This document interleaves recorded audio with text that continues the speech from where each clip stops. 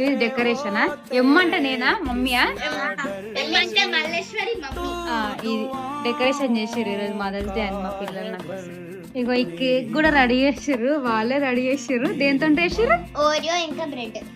Oreo and bread తోటి అయితే cake అయితే చేసారు నాకు. బ్యాంగిల్స్ అంట మదర్స్ డేకి.